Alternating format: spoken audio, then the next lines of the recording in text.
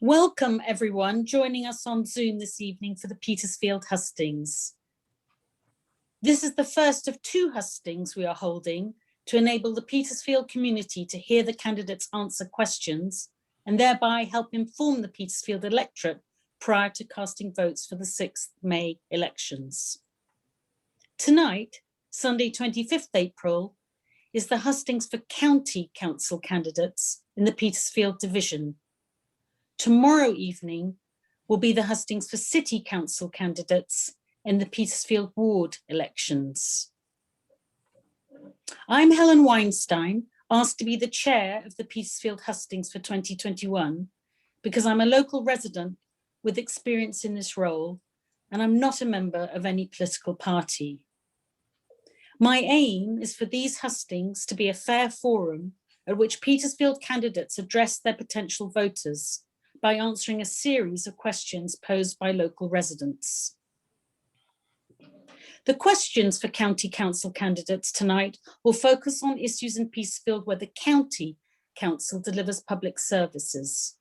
These are adoption and fostering, care for the vulnerable and elderly, education, library services, policing matters, parking issues, pavements and potholes, roads and traffic management, large-scale strategic planning, and street lighting. The questions for city council candidates at tomorrow night's hustings cover issues where it is the city council that delivers services. These hustings are a new event for our community in Petersfield, and the organising team has also provided a website with lots of relevant information, including later a recording of these events. And you can see in the Zoom chat the stream for the address. Importantly, every candidate has not only been invited to attend these hustings, but also to answer the same 6 introductory questions before the hustings. We've had many questions submitted for both hustings, so thank you very much to people who live, volunteer, work or study in Petersfield for engaging with local issues and this event in particular. The order in which the questions will be asked tonight has been ranked according to their importance and specificity to Petersfield and the frequency of submission. Even though we have merged similar questions, far more were submitted than we can pose tonight. All of the questions not asked tonight will nevertheless be sent to all of the candidates. And we really hope they will respond to you, and with their answers, we can put them up promptly on our website. The organising team aims to be fair and transparent, so if you have any concerns or questions, please do submit these via the chat facility on Zoom or by email to petersfield.hustings@gmail.com. Now, the etiquette for the Zoom hustings, as you can see, is that the public is muted and candidates have been briefed beforehand on the process. The moderators helping tonight will be in listening mode, paying attention to the chat room, so please do ask questions and give feedback. Only the moderators will be able to see the feedback and questions submitted via chat. Extra questions will inform the priority given to live questions tonight and will also be emailed afterwards to all the candidates so that they can provide answers to our website prior to the 6th May election day. The candidates standing for County Council in Petersfield are, in alphabetical order, Mark Timothy Argent, Lib Dem, Richard Stewart Howitt, Labour, Shapur Mefta, Conservative, Edwin Wilkinson, Green Party. We're very pleased that 3 of the 4 candidates are attending the live hustings tonight. Ed Wilkinson is not able to attend, but will be given an opportunity to answer all the live questions via email within 24 hours for display on our hustings website. And Shapur Mefta has agreed to be with us very kindly tonight, despite fasting for Ramadan. So we understand around 8:15 p.m, Shapur may close his Zoom camera for a few moments in order to have some sustenance at sundown. May I thank all the candidates for their participation and celebrate with the local community that we are trying something new with these hustings to help advance democracy in Petersfield. Good luck to everybody tonight. To open the hustings, we've asked each candidate to give a 3-minute statement. Candidates, please unmute your microphone only when I state your name, so we don't have too much over talking. And for fairness, the order in which candidates answer is rotated at each question. Please keep an eye on the digital clock. No one will be allowed to speak for more than the allotted time, and you will be muted when the clock hits 0. For opening statements, the candidates will answer in alphabetical order. Mark Argent, Richard Howard, then Shapur Mehta. Mark Argent, please unmute yourself for your opening statement now. Thank you. I've lived in Cambridge for most of my adult life and recently went back to self-employment just in time to be not eligible for any of the COVID support. It might be worth just naming something from the beginning of the Lib Dem Constitution, just to give a sense of where we're coming from. Liberal Democrats exist to safeguard and build a free, fair and open society in which we seek to balance the fundamental values of liberty, equality and community, and when nobody is enslaved by poverty, ignorance or conformity. And I'm naming that because it frames lots of our thinking about how we do things, our policies on Europe, on climate change and our community commitment. I suppose top of the list of things that would have been around prior to COVID is climate change. Too urgent to ignore, and any arguments to put it off for economic reasons, it costs more to deal with the longer we wait. That means we need to be thinking about transport, the planning implications in terms of insulation, but also the big planning things in terms of where we put buildings to reduce people's need to travel. And I suppose there's a snapshot of what's on offer if we have a Lib Dem county council. I'd encourage people to look at South Cambs and their zero carbon policy since Lib Dems took control. But we're also facing an economic double whammy because of the consequences both of Brexit and of COVID. In facing that, I need to ask for your trust because we're going to have to be very nimble in terms of how we respond. But I'm particularly conscious that the County Council has huge responsibilities for social care. And it's really important that those who've been badly hit by this don't go on being hit even worse. Having mentioned transport, this is partly about decarbonisation, but it's also because in some ways Cambridge is a victim of its own success, which is why we have problems over congestion and house prices. We need to find a way to spread some of that activity so we don't either choke ourselves off or hit those who actually get left behind by that, by making the inequality problems worse. And having mentioned the community piece, I probably need to pick up almost as an example of how we think, the Mill Road saga, because what struck me is that what's been missing in that process is actually proper community consultation. It was brought in under the guise of the COVID regulations, which feels like what happens when you're trying to ram something through and hope nobody gets a chance to think about it again. Well, we could have done so much better if it had actually been a proper process of thinking about who would gain, thinking about who would lose, find ways to make a change work and to mitigate the damage on those who'd lose out from it, and then have a proper consultation and then a trial to see what works and then make a final decision. And we're coming in a very strange place having not done that. Thank you, Mark. Thank you. I appreciate you stopping in time. Richard Howard, please unmute yourself for your opening statement now. Thank you. Good evening, Helen. Good evening to my fellow candidates, to Mr. Argent, Ramadan Mubarak to Mr. Mehta. And let me say at the beginning, congratulations to the different residents associations who set up this hustings. You're doing a service to democracy, which is a great thing. And I want to say that if I'm elected as a county councillor, you have my absolute commitment to work with you and of course with the many groups that we have in Petersfield. And I am a Petersfield person. I've lived here for nearly 20 years. My children went to St Paul's and Parkside schools. I use the Mill Road shops every day. I walk in the cemetery. My doctor's is the Petersfield Medical Centre. I really care about the community that I am seeking to represent. And I am dedicated to public service. I want to be a good local representative for Petersfield, active, accessible, close to the citizens that I seek to represent. And for me, that's not just a promise, it's something that I've done as your member of the European Parliament. And so I stand on my record in having done that, a record of experience. And it's experience that will count too if I'm elected to the county council. I'm used to wading through large documents, dealing with big budgets, forging alliances across party, dealing with professional officers, all of which are skills to be an effective county councillor.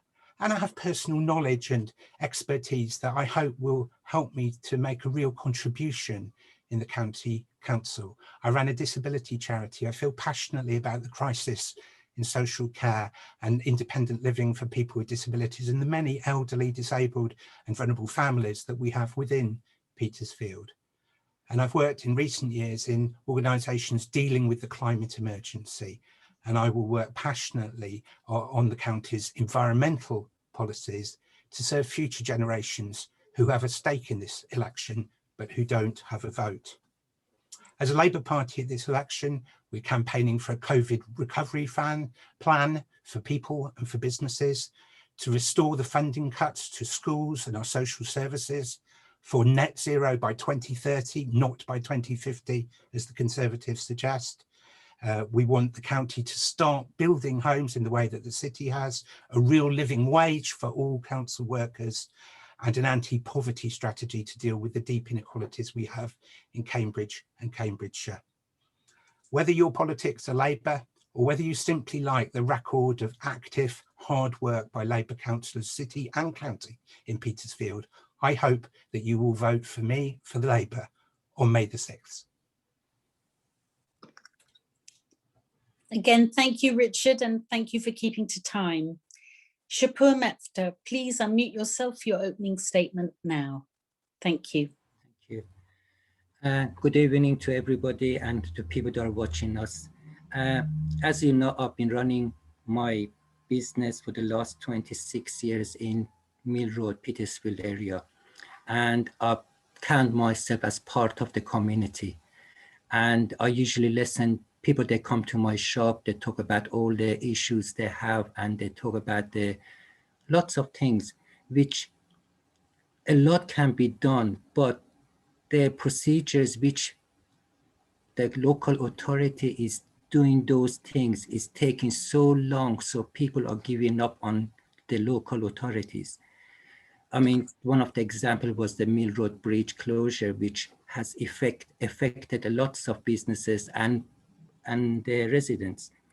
And as a trader and the chair of Mill Road Trader Association and as a member of the public, I listen to lots of people's view of what they want and what they want to achieve. And these things are not happening that quickly, which people are expecting. And people, politicians, I mean, maybe me one of them, maybe I don't know, we promise so many things and we are not even providing them with what we are promised. If I get elected, if I promise, I will do it. If I don't, then there should be a reason I have to explain to my people, say, look, the reason which my promise I cannot do it is that, not just let it go and people, they get upset and other things. At the moment, our community is divided in two. Some people, they want this, some people, they don't want that. I mean, I'm talking about Mill Road Bridge because I'm the chair. I'm very passionate about Mill Road Bridge and my community. And we have to learn from our mistake, not to make the same mistake again and again. We are here to make the best for our community. That's what we are here. That's why we are here to talk about it. And we are trying to ask people, if you think we are right, vote for us. If not, vote for the person you think is going to achieve the best for the community. Community needs policing, community needs looking after the elderly people because they need support. Community needs a hell of a lot of support from local authorities or county council. But we need that now, not a few months later, 4 years later. We have to achieve those things now. So I'm gonna stop now because I only got 6 seconds. Thank you very much indeed for listening. Thank you. Thank you, Shapur. Thank you, all candidates. Now, please, can we have the first question read out to us? Okay, the Mill Road Bridge closure has had big effects on traffic, businesses, noise and air pollution levels, pedestrian and cycle safety. It has divided opinions and communities. What is your long-term vision for how Mill Road should be? And if you don't know yet, how will you decide? For each candidate, you've 3 minutes to answer, and I'll give a summary of the question when I name you in turn to answer. Richard Howard, how should Mill Road be? Your answer, please. So do unmute yourself, Richard. Thank you. Thank you. I deeply regret the amount of division that there is over this issue, and I respect the fact that there are very strong views on both sides. I want to be a candidate who will listen to all sides, will bring people together and to represent everyone in Petersfield. There's been a lot of misinformation in this election, and I really do criticise that. This is clearly a decision of the Conservative County Council. And yes, Labour's Linda Jones, the person who's done a brilliant job and I'm hoping to replace, she took the decision to support it for reasons of COVID, for reasons of health safety in this pandemic. And I believe that was an honourable and proper thing to do. But what the County Council said was that within 6 months there would be a review and all the evidence of the effects and the success of doing that would be put before the county and enable us to make a decision. And then the Conservatives broke that promise. And so how will I decide my own position? That will be to look at the evidence, take an evidence-based approach. I understand that many people like the environmental improvements, but when Mr. Mefta says that Mill Road is his community, it's our community. I care passionately about the traders, the independent traders, the ethnic diversity that we have in Mill Road. And I believe many others, whichever side of the argument, do so too. I've got 2 conditions that I want to add to that. First of all, I respect Mr. Mefta. He's running what appears to be a single issue campaign and hoping to get himself elected by doing so. But to all those who are watching, who want the Mill Road Bridge to be reopened, I want to say this was a Conservative decision by a very large majority Conservative County Council. And the idea that electing 1 or 2 extra Conservatives is going to change that decision, you would be rewarding them for a decision that you oppose. But for everyone else, whatever your position is on the bridge, I believe that Petersfield is by far represented by progressive values, by people who don't support what this Conservative government or this Conservative party is doing. This issue over Mill Road might be decided as soon as June. But we're talking about electing a county councillor for 4 years. So I promise to be evidence-based, I promise to be fair, open and honest. But I ask the residents of Petersfield not to vote for a party which has actually been the progenitor of this decision. Thank you, Richard, for keeping to time. Next, Shapur Mefta, could you unmute yourself, please? And the question is, how should Mill Road be? Your answer, please. Thank you. First, I just want to say to Richard, I'm not just standing to open the bridge. My goals are to give more to people of Petersfield than just the bridge. The bridge is the main issue because it's divided our community in 2. People are arguing with each other. I mean, I've done a lot of canvassing. People are not happy. Neighbors, they don't talk to each other because one wants it open, one wants it closed. It's not just me, I want it open. I want to open it and then go through the proper consultation. Let's give a bit of freedom back to people. Traders are suffering, residents are suffering. I mean, last Friday, they stopped the cameras for, I don't know, half a day. They were doing some digging or whatever. I had at least 20 phone calls from people saying, can we cross the bridge? Can we use our car to cross the bridge? As if there is no camera, by all means. And there were lots of feedback on the social media. They were saying, oh no, not more pollution, less mileage. That means we have to listen to people, not just saying the concept. I'm not going to slack any parties up. I've got enough evidence that a party started it, and the other party, which is supposed to take decision on it, they don't care, because if a party, local party says, please do it, the other party, they are not bothered, because they don't live in that community. They are saying the majority rules. The agenda comes, shall we close the bridge? Yes. Are you happy you're leaving that place? Yes. And then after that, all the other county councillors, if they're conservatives or they Liberal Democrats or whatever, they're just going to raise their hand to go to the next issue. And from my understanding, if you have already looked at that meeting, the Zoom meeting, which was broadcast for the transport committee, the local authority, the county councillor from Ramsey's side said, this is the best for Mill Road. I still have it, I still watch it, and I still regret it, because what he said something on behalf of the community, which not many of them, they were happy to continue with it. My job is to make the community back together. You reunite them, and then make another consultation, proper consultation. Let's see what people they want. If they want it closed, we close it. If they want it open, then we will open it, but we make sure the safety and everything else is going to be there for people to use it. And I'm hoping that we can get this community back together again. Thank you. Thank you, Shapur. Again, thank you all candidates for keeping to time so far. Mark Argent, your turn next. Please unmute.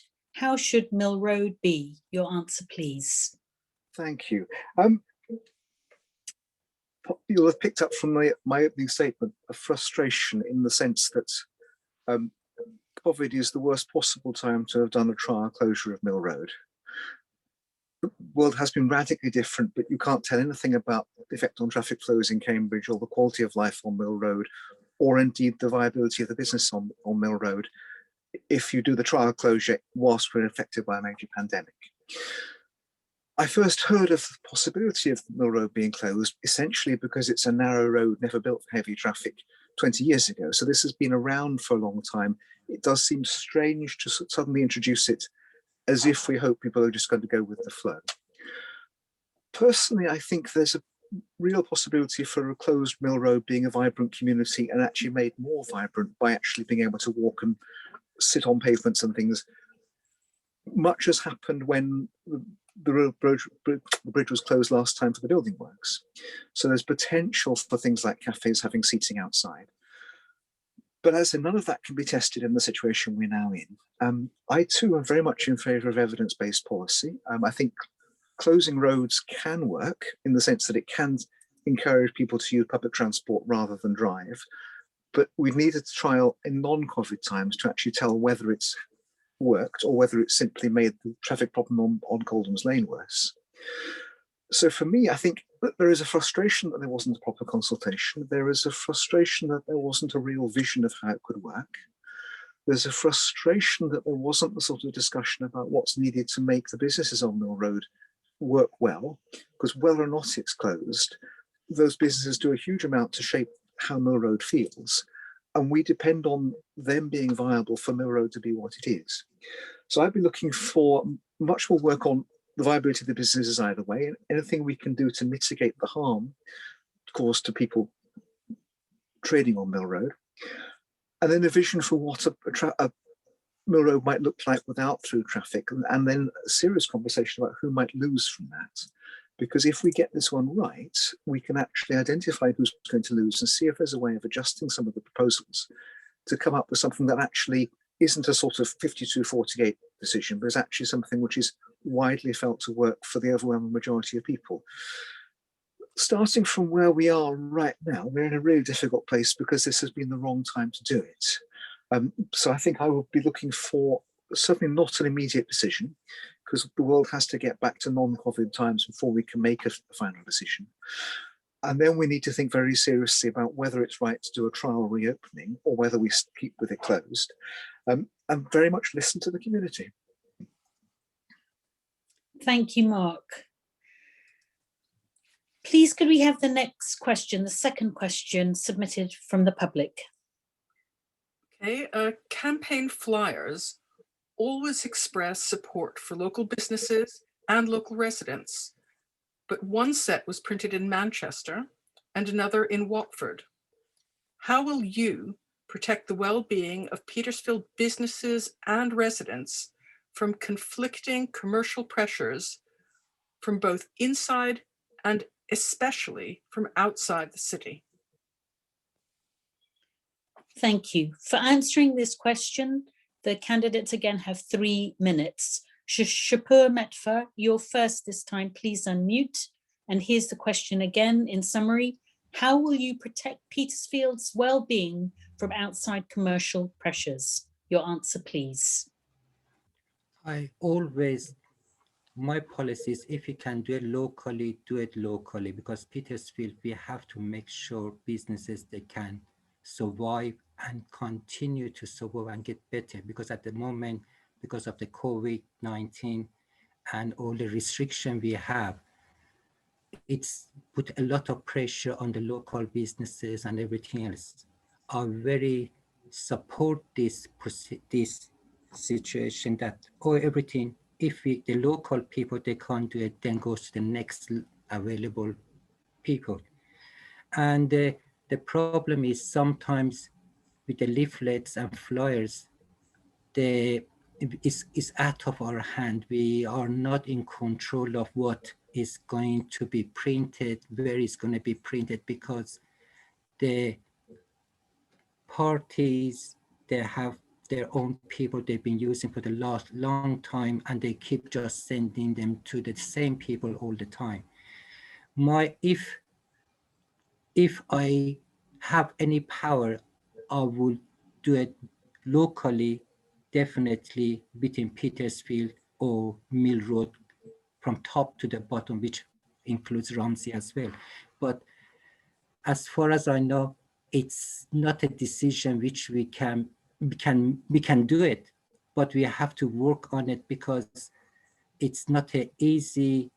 It is easy because we have to say, okay, then we don't want that guy to do it, this company to do it, let's go locally. But it's sometimes we don't have that much control over those decisions which is made by other people on our behalf. So that is the only thing I can say. And I'm hoping that gradually we tend to do local and local and local. And that's the only thing I can say at the moment. And I know I've got too much time, but I'm going to stop at this time. Thank you.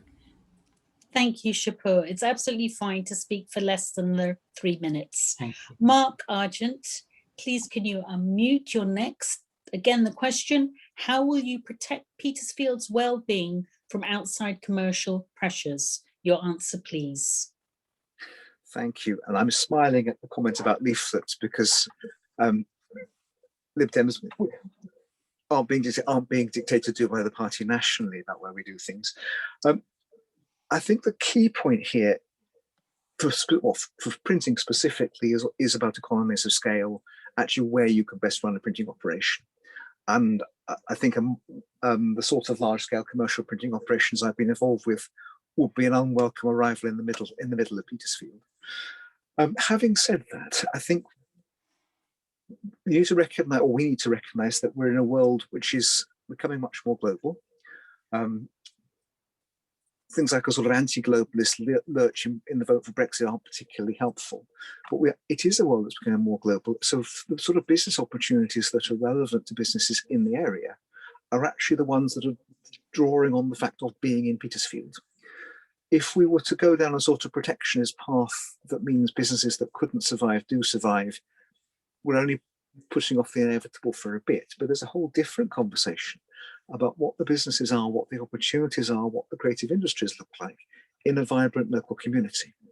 And that's beginning to trade on the strengths of Petersfield rather than perceived threats from elsewhere. Some of that Well, some of that is just obvious. If you look at the shops, you'll get a much richer variety of food on Mill Road than other streets in Cambridge, which immediately says something. But I'm thinking much more of what the creative industries look like.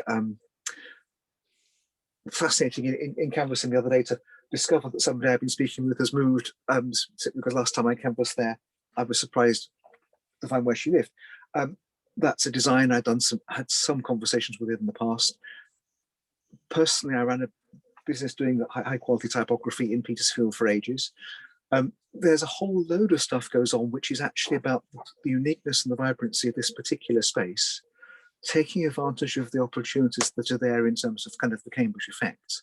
So what we should be looking to do is actually to magnify that and therefore think about the sort of business opportunities, the business development possibilities that strengthen both Petersfield itself and Petersfield as part of Cambridge, the city of Cambridge, and actually draw on the richness that's what actually makes this Cambridge such a success. I mean, I said earlier that we're a victim of our own success in terms of house prices and congestion, but actually we need to take advantage of that as well, because that's also what's delivering our stability and our economic future. So this is very much a positive message about enabling us to draw on the strengths of what we have. Thank you, Mark. Richard Howard, could you please unmute? You're next.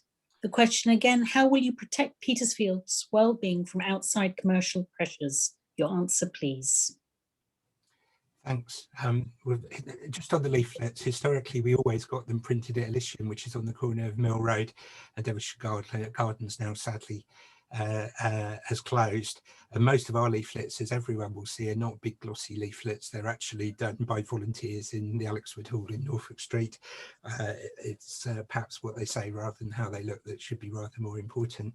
But this is an important question, and it's about what we can do as county councillors and what the county council can do for business. And if you ask the county council today, what's the answer? Nothing. Labour county councils have economic development strategies. They support their economies. The Conservative County Council in Cambridgeshire does nothing. The only thing that it has is the former Cambridgeshire Housing and Development, an agency which is supposed to invest. It's a huge opportunity to invest in local businesses and to support business development. But instead of that, they retitled it with a fancy title, This Land,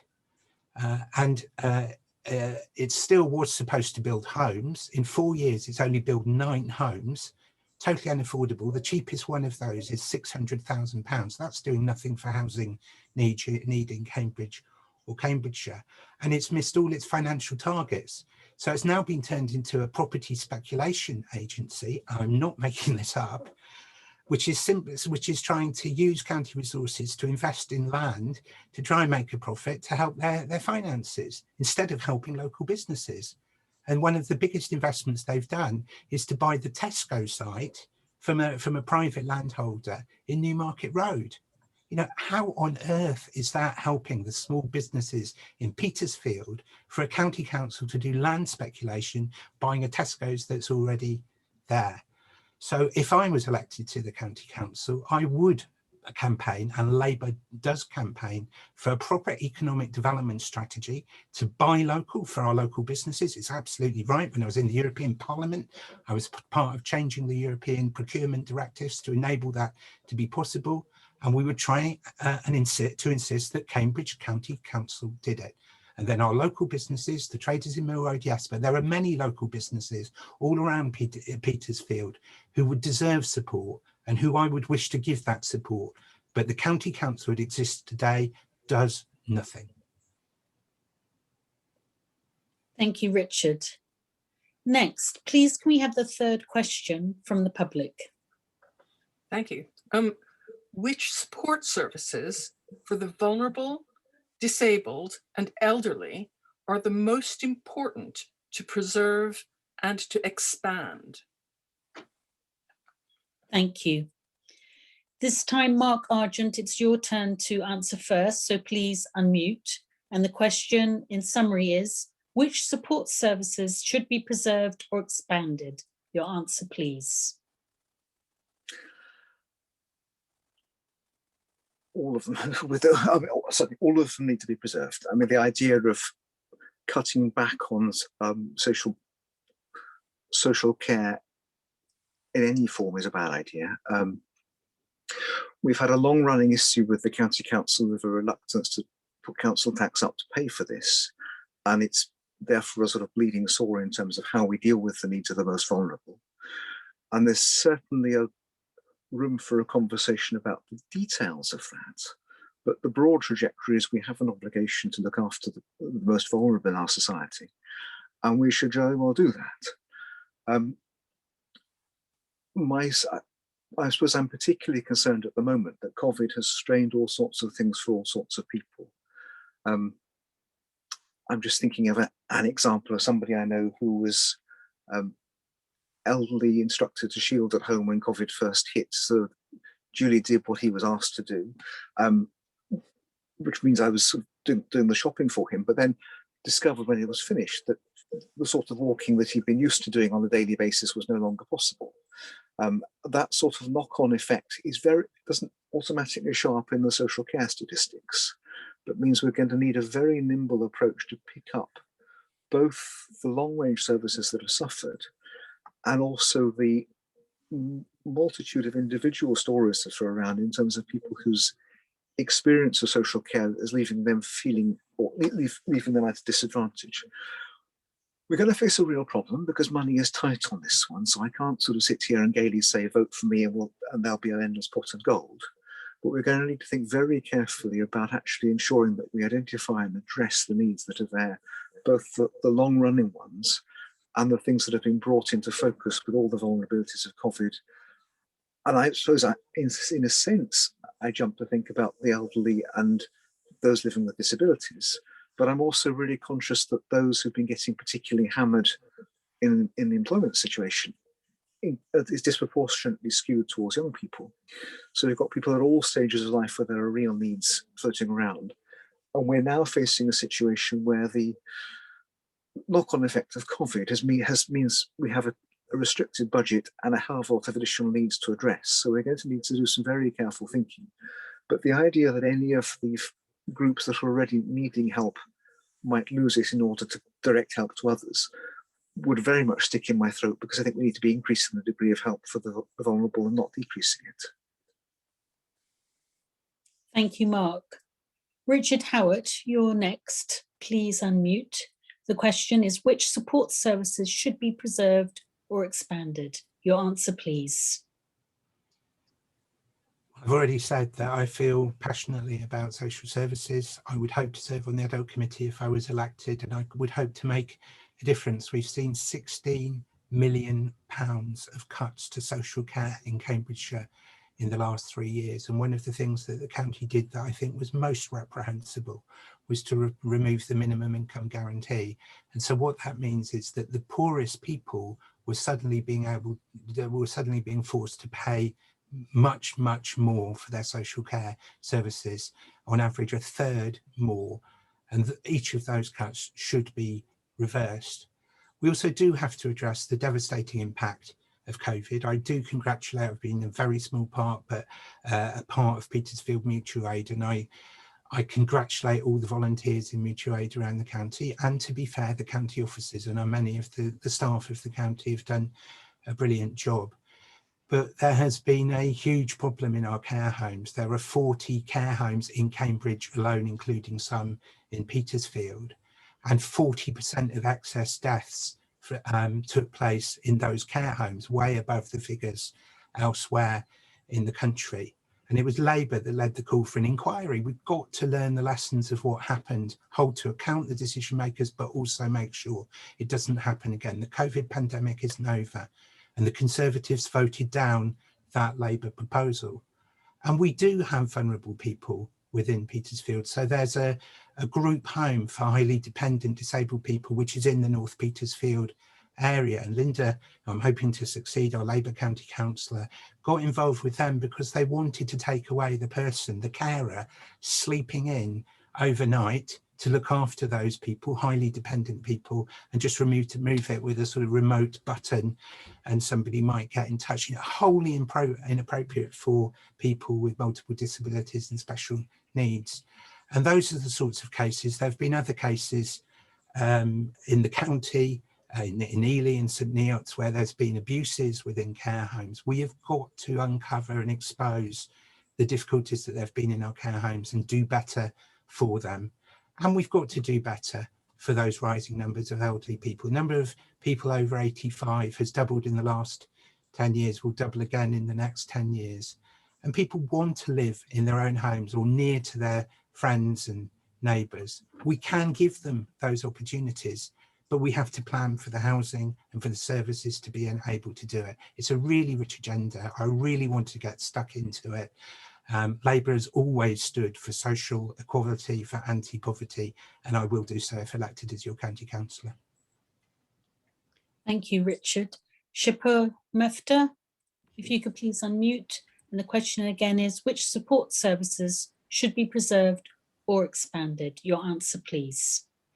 I think my honest opinion is all of the social care should be preserved, because I know it's hard, as Richard says, the money is reduction of money by the county and all that, but we have to somehow find the money to support this sort of social preserve of these social things. And I know I've heard from lots of people, they come to my shop, they said they've got rid of the carer because of they can't afford it. We have to look after ourselves now. And I look, and the guy said, I go to knock at different doors to see if they're okay or not. And because of the COVID, this hasn't helped either, because I know lots of elderly people are suffering because they are afraid of leaving the house and going out to socialize and everything else. It's a big concept that we have to pay attention, because these people we are going to look after, they brought us up. We have to give them a better chance of living, not just dump them somewhere, say, okay, you're too old, go to the care home, and that's it. I think we should look at a bigger picture to see how we can help them. If the money is not there, we have to make the money. And then, because they deserve better. No, I'm not saying that they have to, if they can't look after themselves, it's our duty to look after them, not just leave them there to rot or whatever has to be done at the end of it, coughing out of this world. My honest opinion is we have to look into it and do our best to give them what they deserve, not just a number or a name, and that's it. And as I said before, if it comes to it, we all have to work together, all the parties, from the Labour, the Lib, the Greens. We have to find the money to be able to implement these things, because it's easy to say we want to help, but we need the backing and support. I do my best. I mean, I've done the shopping for people. I've done this for that. I move things for people, but it's just me. But as a group of parties or whatever, I think we can achieve a lot more than slagging each other off, saying we can do better if we are in control. At the end of it, it's a situation for everybody, not just for one party say, I can do better. We all have to get united to do our best for our people. Thank you. Thank you, Shapur, and thank you all candidates for answering the questions in a timely way. So we have time for the fourth question, please. Okay, what are your thoughts on ending segregated education for disabled children and allowing them to attend school with their siblings, friends, and neighbors? Should there be a maximum class size of 20? Richard Howard, it will be your turn to answer the question first, so please unmute. And the question is, in summary, should disabled children attend mainstream schools, and should all classes be smaller? Your answer, please. As I've already been talking about, I'm a lifelong disability campaigner, and you'll find that in the European Parliament, I campaigned for legislation across Europe for every parent of a disabled child, every disabled student to be able to choose to go into mainstream education where that is that choice. Sometimes special education is the choice, and we shouldn't criticise that, but there should always be a viable choice with proper support to enable integrated education. I will passionately campaign for that. I will campaign for independent living for people with disabilities, a human rights approach for people with disabilities if I'm elected as a county councillor. But you're right also in your second part of your question to refer to the very serious responsibilities county councillors have with relation to education. In Cambridgeshire, we still have, despite the government's so-called levelling up agenda, something like £3,000 less per pupil compared with the higher funded schools in other parts of the country. It's desperate. Go to St Matthew's School, a brilliant school with superb results, where the Parents Teachers Association has had to be appealed to just keep the school afloat. And our other schools, St Albans and St Paul's, which I was associated with, struggling with the cuts that we've seen in education. And I as a county councillor, if I was elected, would stand by the local schools that we have in the division and do everything possible that I could to assist them, to speak out for them, funding, yes, but other ways like the school street scheme that we brought in for St Matthew's. There are other ways that we can and should try and assist the schools in our division. And can we not forget as well nursery schools? There are state nursery schools left.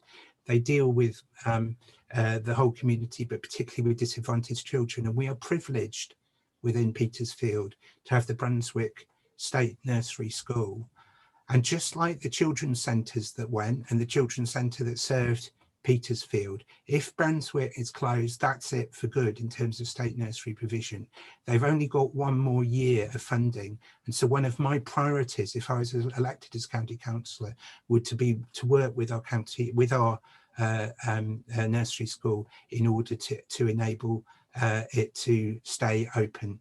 We have many other policies. Certainly special needs support from the county has been cut. That should be restored. It's really, really important. We'd like to see free breakfast clubs in every school. We campaigned for the free school meals in the school holidays that the Conservatives resisted. There's so much more we can do in education, and I thank you for taking the opportunity of raising this question with us tonight. Thank you, Richard. Shapur Mehta, you're next. Should disabled children attend mainstream schools, and should all classes be smaller? Your answer, please. As a father, yes, because my son was suffering. He was Asperger's, and we were keep trying to push him to go to the mainstream and school. And he went through a lot of problems because of, by going to the mainstream schools, he got bullied and he got picked on. He was so many things, which I don't want to mention the name of that school, but I had to keep going to that school, say, look, my son is not happy. He's got problem. Why you're not looking at it and all that. But at the end, we managed to do it because it's up to mom and dad or the parent to make sure that kid is going to have a good future. And if they leave it with the school or head teacher or whoever they are there, because they are looking after so many students or kids, it's our duty to make sure once our kid leaves the house, goes to that school, he gets the best treatment, the best whatever it is. And these kids with the disability, they have to be in a smaller group to be able to engage better with the life and everything else, because they cannot cope with a bigger group and other things. And I know a lot of people that have this problem, and the kids, they don't want to go to school, or their attitude changes. Say, look, I hate to go to school. I don't want to go there. I'll get bullied. And so much is happening. But it is our responsibility to make sure education is provided, to give them the best chance we can give them to perform and progress. If we just say, look, my son is disabled, I'm not going to do much. He's not going to get improved. He's going to sit there and he's not going to do anything. but it is our parents' duty to push them, move them, and keep going and check to see if he's okay. Otherwise, it's a big, we call it big, it's a huge place everywhere. And to be able to just look after one kid is not going to be they can't cope with it. So we have to show that it is our duty. Definitely they have to go to mainstream, make sure they are in the smaller classes, and then they will be looked after better by the teachers or the support teachers or whatever it is. And if I get elected, I'll put my emphasis on that, because I want to see a better future for those disabled people, which they want to get a better life for them. Thank you. Thank you, Shapur. Mark Argent, you're next. Please unmute. The question: should disabled children attend mainstream schools, and should all classes be smaller? Your answer, please. Thank you. I suppose I have to start with a very mundane comment, which is that the rise of academies means that county councils no longer have the sort of level of control over education countywide that they once did. So some of this now falls outside the range of the county council, or it means the county council has less influence than it would once have done. Having said that, we are on the point about class sizes. That political change means we have less control than we might once have done. But I'm very conscious that the budget for children with special educational needs and disabilities has now a £7 million black hole in it. So this is one of the many areas where there's been inadequate funding on social care. That clearly needs to be reversed, and that's partly a justice issue for the children directly affected. But there's a much broader educational piece here, which is that if you segregate off people who are, quote, disabled, you reinforce a sense of them being in some sense deficient. Whereas part of the general sort of educational process that's about educating people rather than just book learning is about learning to be with people of different abilities, learning to see the value of somebody who might have a label disabled stuck on them, when all it really means is that there is a difference. So in many ways, there's a very strong educational argument for differently abled children to be in mainstream schooling as far as possible. And the as far as possible piece is just a recognition that there will be exceptions, but the fact that there are exceptions doesn't mean that no child affected by disability can be in mainstream schooling. So yes, I'm very much sympathetic to the idea of smaller class sizes and not having children with disabilities hived off into a segregated stream. But I'm also very mindful of the limits on, or how much of this is outside our county council control. And that's because of decisions by governments of both the big parties over the years, and also of the real funding issues we're dealing with. But just we'll finish with a one-sentence quote out of the Lib Dem manifesto. Quote, "A Liberal Democrat-run Cambridgeshire will lobby relentlessly for funding for Cambridge's most vulnerable children who deserve better." Full stop. Thank you, Mark. All candidates, thank you so much for answering within time. We will now have the fifth and last question. Please read it out. Okay. What do you think of local library and school library services? And what should become of the listed old library building by the depot site on Mill Road? We were to have Shapur Mefta answer this question, but it's just coincided with sundown for ending Ramadan. So I'm going to ask Mark Argent, could you please unmute and answer this question first? The question is, what about library services in Petersfield and the usage of the old library building by the depot ironworks site? Thank you. Please answer now. Thank you. in some senses, Cambridge is a very atypical place in terms of other library provision. And in some senses, Petersfield, this kind of explains why the old library closed. Petersfield is no great distance from the library in Lion Yard. So in some senses, the priority is securing the central library rather than library provision within Petersfield. The old library building, fascinating to have it turned into a centre of worship. I appreciate that there are planning issues around, or building issues around that, but in a sense, sorry to see that ceasing to be the case. In brackets, previously I was Secretary of the East of England Faiths Council, I'm very conscious of the needs of minority faiths for worship space. So in a sense, that seemed a very good use of the available space. At the moment, I'm not up to speed on the planning aspect of that, largely because it's a city council thing rather than a county thing. But I'm looking for use for that space which is consistent with the spirit of it being public space. So therefore use which benefits the community, which is also subject to how you cope with the eccentricities of a Victorian building that was probably has lasted a lot longer than those who originally built it envisaged. And I'll pass on at this point. Thank you, Mark. Richard Howard, could I ask you to unmute next and to answer the question about library services in Petersfield?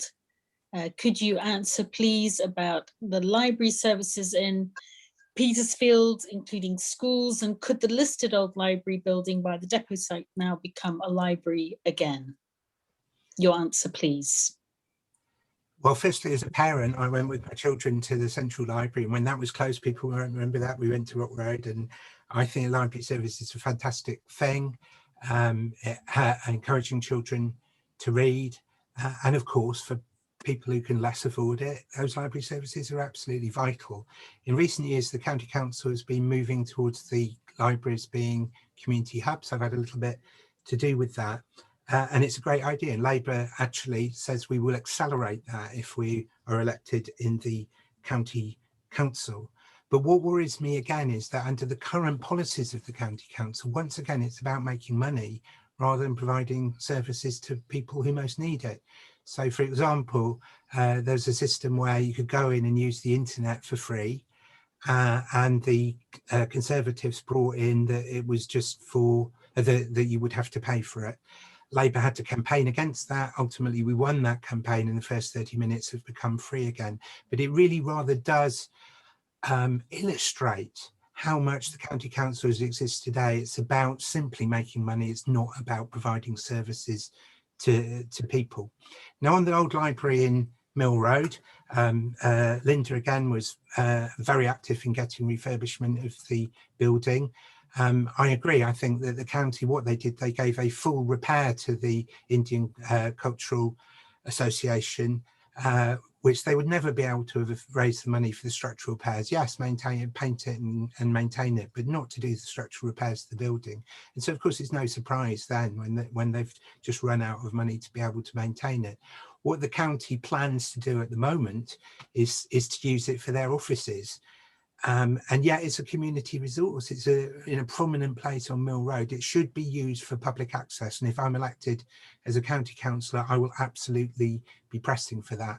And I would like to congratulate Piero for his campaign to keep the Hindu sculptures. It's a fantastic campaign that's reached enough money to preserve them. And I've been talking with Lewis Herbert, our city council leader, about which place could be found to provide a proper, a respectful, it's a religious icon, but also a prominent place for a wonderful piece of sculpture and art to be maintained. So libraries are a really important service for people particularly who can't afford to go and buy books or access them electronically. Let's work to keep them, and let's work to keep the old library in Mill Road as a source for the public, a public space, which it always was and always should be. Thank you, Richard. Shapur Mefta, would you like to unmute? And the longer question, which you might not have heard fully, is what do you think of local library and school library services? Could the listed old library building by the depot site now become a library again? Your answer, please. Okay. I remember when I used to be a little small young lad, I used to go to libraries. I used to enjoy going there, pick a book up and read it, and then go some other places. The library in Petersfield, which used to be Indian community and is closed, is handed back to county to build it and do it up to become offices and community center. It was, I think, to keep the cost, it was a bit too much cost to do it up and everything else. And the communities, I don't know why the Indian community center couldn't afford to do the repairs and keep it going. Because as Richard said, Mill Road Traders, which Piero is part of it, he secured the deal for those artwork. And hopefully it's going to be preserved and it's going to be displayed in Petersfield somewhere nice, so everybody can enjoy it. And at the same time, the Indian community from everywhere, they were offering money to preserve this. I mean, if they were in problem, they could have asked for help long time ago to could have, because I used to be a city councillor at that time. I remember to do the repairs and everything else, they were quoted around about 300, 200,000 pounds to do the job at that time. And they said they don't have the money and they gradually this is gonna come out and they're gonna give the building back. I love to see that place, a part of it becomes part of the community for the people of Petersfield or whoever goes inside that building as a library, meeting place, social gathering for people of both sides to get reunited and go inside and enjoy it as a library and everything. If I get elected, definitely I'm going to put my foot down. A part of it should become a community center which is accessible by all the members of Petersfield and Mill Road and everybody. And let's hope that we can do it. Thank you. Thank you, Shapur. Many thanks to all the candidates for your answers and to the public for an excellent set of questions. Next, we've asked each candidate, well, I'll ask you in alphabetical order. I'll ask each candidate in alphabetical order to make a closing statement of 1 minute to say why the public should vote for them. Mark Argent, please unmute and make your closing statement now. Thank you. This is an extraordinary election. It's an election in which we have the real prospects of Liberal Democrats taking control of the elected Mayor of Cambridgeshire, the Police and Crime Commissioner, the County Council and the City Council. That alignment creates all sorts of possibilities to enable us to build a fairer and greener Cambridgeshire. Personally, my background is partly political, partly apolitical. I mentioned a few minutes ago my involvement in the East of England Faiths Council a long time ago, which was very much about bridge building, enabling things to happen, building up social capital and community. We have an extraordinary opportunity now to make a radical change by actually having the same party running across all of these different levels, giving us a very different approach to governance, a much higher level of consultation, discussion, responsiveness to community. I'd urge you to vote Liberal Democrat in this election.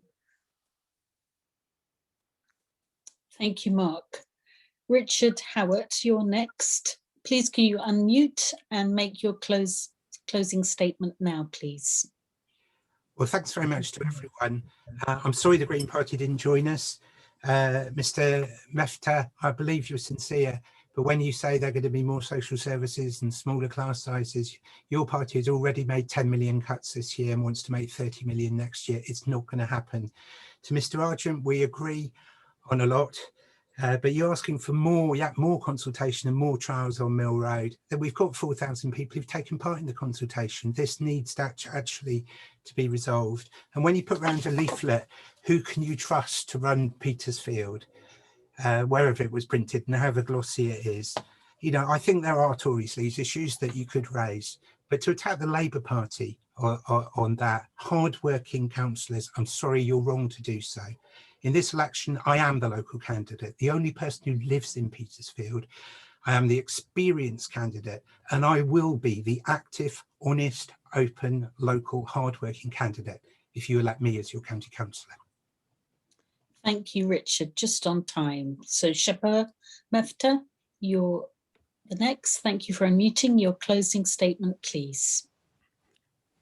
As a chairman of Mill Road Traders Association and ambassador for the White Ribbon campaign against domestic violence and abuse, I feel confident in my ability to listen and help people as much as I can. I also have previous experience of being a city councillor, so I have some understanding of the way the system is supposed to work, all of which stands me in a good state if I were to be elected. Many local people, both residents and traders, find their way to my shop. They feel able to discuss their concerns and opinions on issues that affect them and their community. Whether I'm successful or not in being elected, I will continue to use my shop as a community hub where people can come at any time to discuss things that matters to them. Rest assured that the people of this community will always have my loyalty and support. Thank you. 1 minute. Thank you, Shapur, and thank you to all the candidates for being so engaged tonight and to the public for participating with the process. A special thanks to the moderators and to Val and to Pete in particular for your commitment and to make this event and the website happen. To all participants tonight, do please feedback on how we can make things go better next time. We've got another hustings tomorrow night for City Council. Send in further questions and issues you would like to have addressed by us and by candidates on the website so we can follow up from tonight. These hustings are a new event for our community in Petersfield, and the organising team have also provided an excellent website with the information that shows the bewildering boundaries of Petersfield with some excellent maps. We have the public service areas listed for county and city councils that are very useful, and the names of the candidates and their parties and their statements. Because importantly, every candidate has not only been invited to attend these hustings, but you'll also find on the website that each candidate has been invited to answer the same 6 introductory questions before the hustings. Now, after this hustings, candidates standing for elections who do not attend the live hustings will also be invited, in the interest of fairness, to provide answers to the questions via email so that these can be displayed on the website to ensure that as organisers, we've provided as much information as we can about the candidates for our local elections for Petersfield. Plus, as there have been many more questions tonight than the live hustings will allow time for, these extra questions will be emailed afterwards to you, the candidates, to all the relevant candidates, so that these answers can also be added to the website. So please be alert and see if you can answer that list of additional questions as soon as possible. We expect that the Petersfield hustings will be an extremely useful resource, not only up to the 6th May election, but afterwards, in order to follow up with candidates on the priority issues raised by local residents. Our aim as an organising team for the Petersfield hustings is that this is not just an ephemeral event, but the accompanying website means that we are providing a permanent record that will be of long-term benefit to the Petersfield community. Please do return for the Petersfield hustings Zoom meeting with the candidates for City Council, which will be at 7:30 p.m. tomorrow, Monday, 26th April. The Zoom link will be uploaded tomorrow on the Petersfield hustings website. Thank you again to everyone, to all the candidates who participated and to the public tonight. And we hope you will come back tomorrow evening. Thank you.